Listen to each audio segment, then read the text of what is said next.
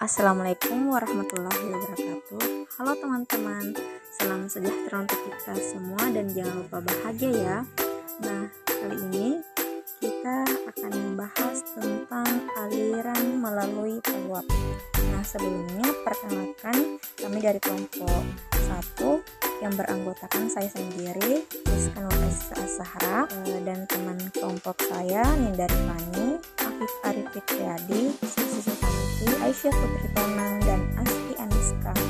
Nah, kita akan membahas tentang aliran melalui peluap. Sebelumnya, kita harus tahu dulu apa sih itu peluap. Nah, peluap itu merupakan komponen viral dalam sistem hidrolik yang memiliki fungsi ganda. Peluap dapat kita definisikan sebagai bukaan pada salah satu sisi kolam atau tangki sehingga secair baik itu air di dalam kolam tersebut melimpas di atas peluap. Peluap ini serupa dengan lubang besar di mana elevasi permukaan secar di sebelah hulu lebih rendah dari sisi atas lubang.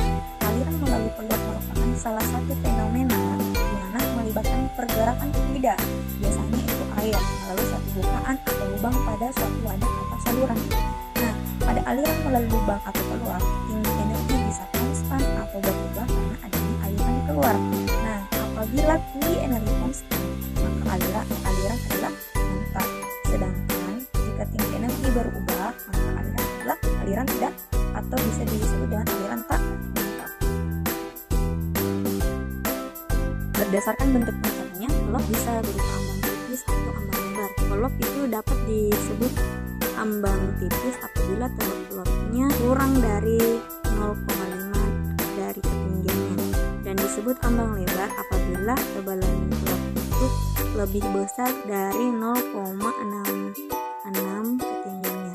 Nah, apabila 0,5 ketinggian lebih kecil dari tebal peluap dan lebih kecil dari 0,66 ketinggian, keadaan aliran adalah tidak stabil, di mana dapat terjadi kondisi aliran melalui peluap ambang tipis ataupun ambang lebar. Seperti yang kita lihat bersama itu ada apabila panjang peluap sama dengan lebar kolam atau saluran disebut peluap tertekan. Peluap tertekan biasanya berbentuk segi empat. Peluap ini tidak mengalami kontraksi samping.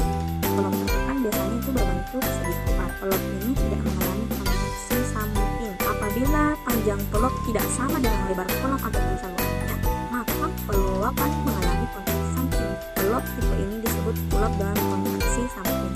Bisa kita perhatikan bersama di gambar 1.1 itu. Nah, menurut elevasi muka air di hilir, peluap bisa dibedakan menjadi peluap terjunan atau kita sebut sempurna dan peluap teredam atau tak sempurna. Peluap disebut terjunan apabila muka air di hilirnya itu di bawah puncak peluap, sedangkan peluap terendah apabila muka air hilir di atas puncak peluap. Nah, menurut bentuknya, peluap bisa dibedakan menjadi peluap segi 4, segi 3, ataupun trapesium. Masing-masing tipe peluap mempunyai bentuk persamaan aliran yang berbeda. Unit aliran melalui peluap segi 4 yang akan dipandang sebagai peluap segi 4 di mana air mengalir. Kita perhatikan gambar, ketinggiannya itu H itu adalah ketinggian peluap atau tinggi air di atas ambang peluap. Nah, bagian B nya itu adalah lebar peluap dan CD nya adalah koefisien debit. Dipandang suatu pias horizontal air setebal pH pada kedalaman dari muka air. Dengan menggunakan persamaan Bernoulli untuk titik 1 dan titik 2 pada pias itu, maka kita bisa lihat bersama rumus yang tertera di situ. Nah, apabila di sebelah hulu peluap berupa kolam besar sehingga P1 nya itu sama dengan 0 dan tekanan pada pias adalah atmosfer, maka kita lihat juga di situ ada rumusnya ya, sehingga hasil akhirnya menghasilkan P2 sama dengan akar 2 kali diagram sini dan P1 dikurangi 2 atau akar 2 GH. Apabila air yang melalui peluap mempunyai kecepatan awal, maka dalam rumus debit itu tinggi peluap harus mengambil dengan tinggi kecepatannya, sehingga kita dapat bersama debit aliran menjadi V sama dengan 2/3 C dB akar 2G dikali dengan A ditambah HA 3/2 dikali A 3/2.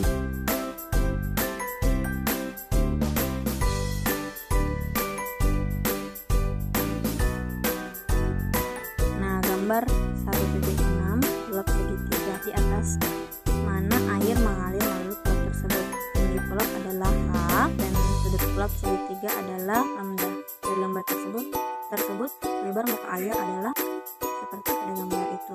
Nah, dipandang dipandang sebagai bias tebal GH pada jarak H dari muka air. Panjang bias tersebut bisa dilihat di sambungan 2 dikali H dikurang atas CDL dibagi alfa per 2. Nah, sehingga bisa menghasilkan I sama dengan 2/3 CB1 B dikali akar 2G H per H dikali 3/2 ditambah 8 per 15 CB2 T B alfa per 2 akar 2G H per 3/2.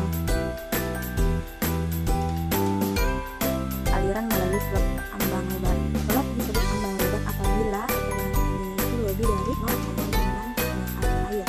Itulah tebal pelok dan hasil uji pelok. Dipandang pelok ambang lebar seperti pada gambar di belakang itu, titik A dan B adalah ujung hulu dan hilir dari pelok. Tinggi air di atas pelok pada titik A adalah H, sedang pada titik B adalah H dan B adalah lebar pelok atau panjang dalam arah melintang saluran. Nah, untuk menentukan debit alirannya itu kita akan dapatkan nanti Q sama dengan CDB akar 2G dikali akar H pangkat 2 dikurang H pangkat 3. Nah, itulah tadi penjelasan ringkas tentang aliran melalui peluang. Semoga dengan adanya video ini teman-teman bisa belajar lebih paham terkait aliran melalui peluang. Oke, sekian dari kami. Kalau ada yang ingin ditanyakan atau dikomentari silahkan di kolom komentar ya. Sekian, assalamualaikum warahmatullahi wabarakatuh.